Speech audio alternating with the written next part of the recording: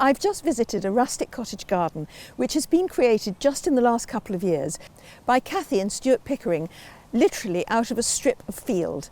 But the techniques they used would work just as well if you've got an empty lawn you'd like to turn into a cottage garden. It's Alexandra here from the Middle-Sized Garden YouTube channel and blog. And this garden is about 120 feet long and about 30 feet wide, which makes it on the large side for a long, narrow town garden. But actually the principles and the design would work just as well in a smaller, long, narrow garden. Kathy has done some wonderful things with upcycled and thrifting tips as well. And we're going to also talk about her favourite cottage garden plants. The garden is actually a short walk away from her house because there's a yard and some stables in between. But gardens actually look best if they're anchored to some sort of building. So Kathy and Stuart have created a rustic cottage garden cabin out of a hay wagon, and Kathy calls this her dacha. I asked her how she made it. We needed somewhere to sit, and we had an old hay trailer lying around. So we extended the sides of that and then built it from scratch. This is the old tin from our cottage down the road. So when we replaced the tin on the cottage, we used the old tin for here. It's all insulated, and this whole window door piece I saw propped against a house in Tankerton, obviously asking for a new home. So I went and asked the family, and they said, yes, we're waiting for you. We knew somebody would come by. And so there it is, over 100 years old, as new. And also with your pots and things, you've got loads of pots. Collected those patiently over the years. I got a lot from farm sales, boot fairs, friends who thought they were too tatty for them, but they thought they'd be ideal for me. And just literally day by day, I got some more only yesterday. So it's just a steady accumulation. Another really creative bit of upcycling is this trellis, which has been made from an old sofa frame. It's an old sprung sofa, and she's taken it out of the main sofa frame, taken off all the stuffing and the wadding and the material, and what's left is a lovely metallic structure which is now rusting beautifully, and it works beautifully as a trellis on the side of the cabin. The hay wagon was originally quite high, so they've built a veranda, and you can look down the length of the garden from the veranda over the pots of flowers.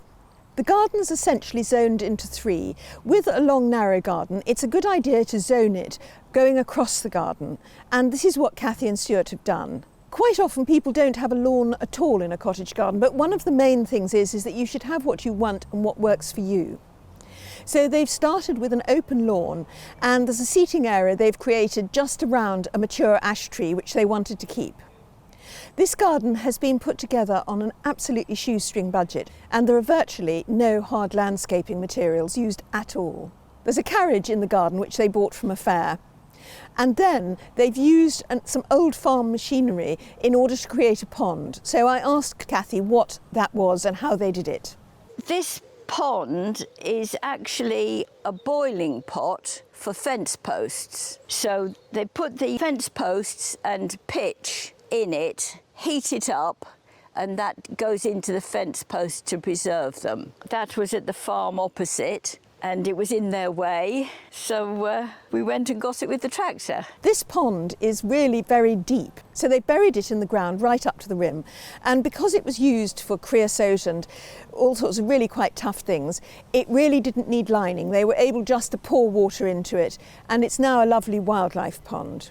And then you've used corrugated iron as edging round here. Yes, they were pieces left over from making the dacha, and we needed an edging, so my husband cut it into pieces just to echo the same colours and the same style.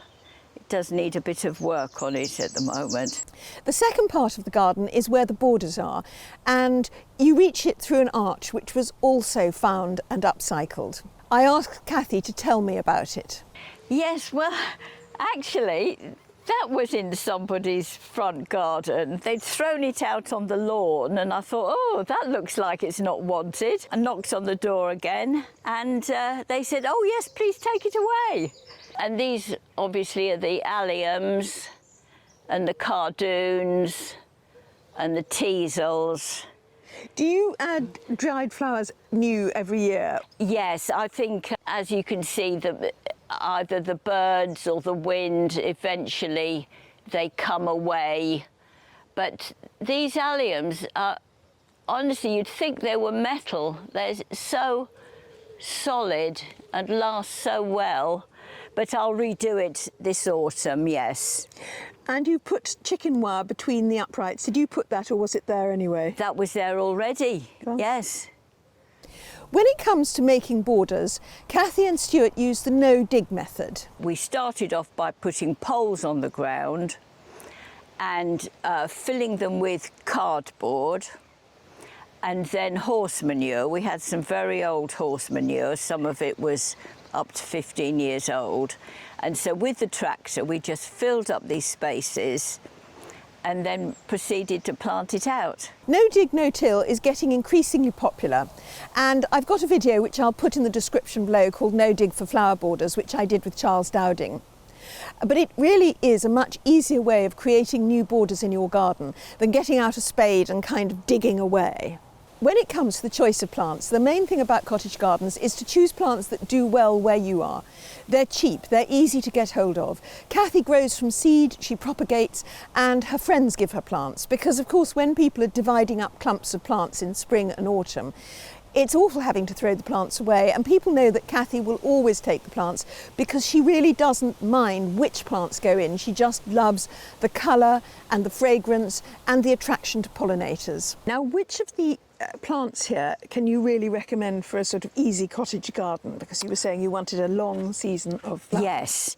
Well, number one is the verbena. It's an absolutely fantastic plant.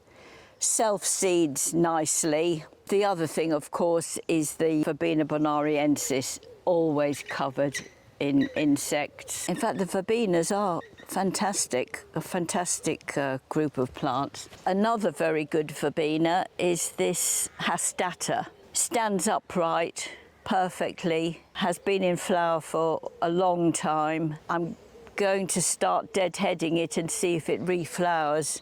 I wouldn't be surprised if it did. Another one is the lamb's lugs. Again, always covered in bees and insects, and it's a nice soft shape. It flops over nicely. It's all been deadheaded once and has reflowered, so it's months and months of flower. This is another very good plant, this tall campanula. It needs constantly deadheading, but if you just snip behind the head, you'll find another bud just behind, and that's been in flower for months. But you do have to keep deadheading constantly, and it is a bit floppy. Whereas the valerian, again, has been in flower for months. You can keep deadheading. There are buds all the way down here, and a bit floppy, but in a more controlled, nice sort of way. Another very good plant, this Agastache blackadder, again covered in insect constantly, stands upright. This is its first year in here, so I'm sure it'll bulk out more. And the added bonus of a nice little verbena bonariensis. I've got a nice patch of verbena bonariensis here. These were just little seedlings that were dotted about, and I brought them in together to make a clump. I think it goes very well with the kale. It's a beautiful collection, that, I think. Really it is, beautiful. Yes, yes. Well, the kale was finished, but I thought the colour is so spectacular. This scabious, again, is good for insects, but it's quite hard work. It constantly needs deadheading, but on the other hand, there are always more flowers to come, so, you know, it's worthwhile. But then it flops, and it's really too big to try and contain. I think the answer is to put it up in the meadow. As you can see, there's grass paths all the way down the garden. And one of the things that I'm often asked when people have really big, thick, full borders is how do you access the border in order to get into the middle to weed and to deadhead? Well, as you can see, there are paths going across the borders, so that it's not one long, thick border, although it does look as if it could be. It is actually a series of 3 or 4 borders with paths in between it. And there's also a path round the back of the border which runs along the boundary of the garden. So you can get at the borders from all 4 sides, and I think that's what really makes the difference. Also along the path are these arches. So I asked Kathy how she made them. Ah yes, the arches, you don't use willow because it roots so easily. So the best thing to use is hazel because that doesn't root. And we've got hazel trees in our fence line. So it's very simple, you just push them in the ground as far as you can.